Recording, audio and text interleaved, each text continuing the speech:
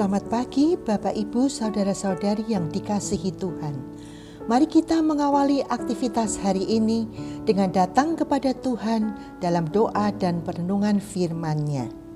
Tuhan, Bapa kami yang di surga, terima kasih untuk hari yang baru yang Tuhan anugerahkan buat kami.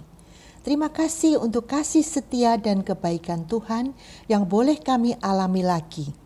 Sebentar lagi kami akan membaca firman-Mu. Tolong kami untuk dapat memahami kebenaran yang Tuhan ingin ajarkan, untuk kami lakukan dalam ketaatan sepenuhnya. Mohon Roh Kudus mampukan kami. Dalam nama Tuhan Yesus kami berdoa. Amin. Bapak, Ibu, Saudara-saudari, hari ini kita akan merenungkan firman Tuhan dari surat Roma pasal 8 ayat 1 hingga ke-17 dengan tema Hidup oleh Roh. Saya akan bacakan ayat 1 dan 2, kemudian ayat 14 sampai 17. Demikianlah sekarang tidak ada penghukuman bagi mereka yang ada di dalam Kristus Yesus. Roh yang memberi hidup telah memerdekakan kamu dalam Kristus dari hukum dosa dan hukum maut. Ayat ke-14. Semua orang yang dipimpin Roh Allah adalah anak Allah. Sebab kamu tidak menerima roh perbudakan yang membuat kamu menjadi takut lagi, tetapi kamu telah menerima Roh yang menjadikan kamu anak Allah. Oleh Roh itu kita berseru, ya Aba, ya Bapa. Roh itu bersaksi bersama-sama dengan roh kita bahwa kita adalah anak-anak Allah. Dan jika kita adalah anak, maka kita juga adalah ahli waris. Maksudnya orang-orang yang berhak menerima janji-janji Allah yang akan menerimanya bersama-sama dengan Kristus, yaitu jika kita menderita bersama-sama dengan Dia, supaya kita juga dipermuliakan bersama-sama dengan Dia. Bapak, Ibu, Saudara-saudari, tidak ada lagi penghukuman bagi kita yang ada di dalam Kristus Yesus. Karena Kristus telah memerdekakan kita dari hukum dosa dan hukum maut. Hukuman atas dosa-dosa kita telah ditanggung oleh Tuhan Yesus.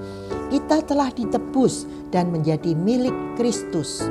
Kita menerima Roh Kudus yang diam di dalam kita, memampukan kita untuk hidup dalam kebenaran Tuhan. Kita telah menjadi anak-anak Allah yang hidup dipimpin Roh Kudus, dan oleh Roh Kudus kita dimampukan untuk memanggil Allah sebagai Bapa. Sebagai anak-anak Allah, kita ada dalam relasi yang akrab dengan Allah, Bapa kita. Bahkan kita adalah ahli waris, yaitu orang-orang yang berhak menerima janji-janji Allah. Jadi, hidup oleh Roh adalah ketika orang percaya menyerahkan diri untuk menaati Roh Kudus, hidup mengikuti pimpinan Roh Kudus yang diam di dalam dirinya, sehingga ia dapat hidup berkemenangan atas dosa, hidup dalam persatuan dengan Kristus, berpikir, berbicara, bertindak sesuai dengan firman Allah. Ia selalu mencari hal-hal yang berkenan kepada Allah, tidak lagi menginginkan hal-hal yang bertentangan dengan kehendak Allah. Semakin hari semakin serupa dengan Kristus, sehingga nampak ada perubahan-perubahan dalam karakter, dalam perilaku dan gaya hidupnya, dalam pola pikir dan kesenangannya, serta skala prioritasnya yang semakin mirip dengan Kristus, termasuk kerelaan untuk menderita bersama-sama dengan Kristus sebagai pengikutnya yang sejati.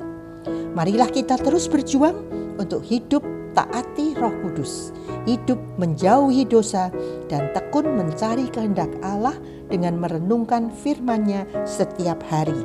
Mari kita berdoa. Tuhan, Bapa kami, terima kasih kami boleh menjadi anak-anak-Mu sehingga kami boleh datang dekat padamu. Tolong kami untuk peka mendengar suara-Mu dan hidup taati firman-Mu. Roh Kudus, mohon mampukan kami. Mohon berikan kekuatan untuk menolak godaan-godaan dosa yang mengelilingi kami. Kami mau hidup untuk memperkenan Tuhan saja. Dalam nama Tuhan Yesus kami berdoa dan bersyukur. Amin.